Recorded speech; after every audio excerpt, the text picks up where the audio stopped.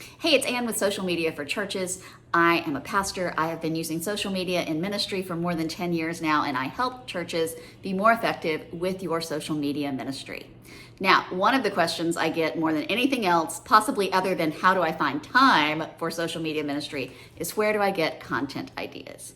And today I'm going to share with you 5 ways you can use church music as a source of content ideas for your social media ministry, especially in making videos. And I find this is a growing edge with a lot of pastors and church staff is making videos and video ideas. So here are 5 things you can do with your church music to make videos. So of course, the first is the no-brainer. We have all done this, I am sure. We get footage, recordings of our church organist, of our congregation singing, our children's choir, our choir, just footage of something that has been offered up for music at church on Sunday. That is a great thing to share. You may not want to share the whole song, but to share pieces of it, to give people a taste of what music is like at your church.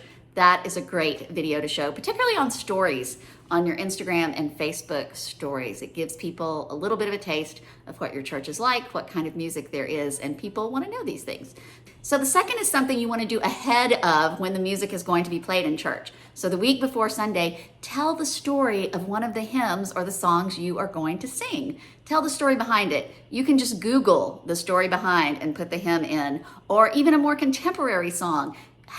Often have some really good stories behind why the composer wrote it, what was the story behind it. People love to hear stories behind songs, and if you're making a video, you can tell the story and then you can include a little clip of the song, possibly even in your stories, a link to a YouTube video of the song so people can hear the whole song, particularly if it is a new song your church has not heard before. So tell the story of basically the making of the song. What is the story behind it? What led the composer to write the song? People love to hear those stories. And the third one is talk about the lyrics. A lot of our hymns, as you know, have rather old-fashioned, even archaic language that might not make a lot of sense to people, but once it has been brought to their attention, it can make the hymn so much more meaningful for them. Of course, the classic one that we all know is from Come Thou Font, Here I Raise My Ebenezer, which sounds silly and ridiculous until you know what an Ebenezer is. So look at the hymns you're going to sing this Sunday. Be honest, look with fresh eyes upon those lyrics, and maybe pull 1 or 2 out that you could explain in a video as to what those songs mean. People not only love learning this, it will make your worship so much more meaningful when people sing those songs and they know what those words mean. So number 4 is to share why a song is meaningful for you. Maybe it's a hymn you remember your grandmother singing. Maybe it's a song that you heard at a particularly difficult time in your life and it really gave you the strength and peace you needed right then. Maybe it's a song your child sang when they were small as a solo, and every time you hear it, you think of that 4-year-old version of your child. Now, of course, you are not going to have a story of why every hymn or song is particularly meaningful for you, but I bet you have a lot of them. I bet there are a lot of the songs that you sing in church that have a special meaning for you. Share that. Share that with your people. They would love to hear that story.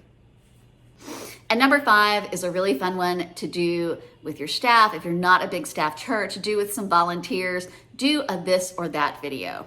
A this or that video, you shoot it vertically, and on either side of the screen, you have this song or that song, and you have people come walking towards the screen, and they go either this or that, choosing that song or the other.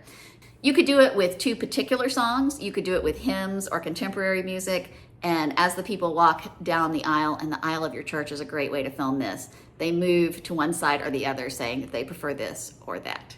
So those are 5 ways you can use the music you use on Sunday morning to create video content.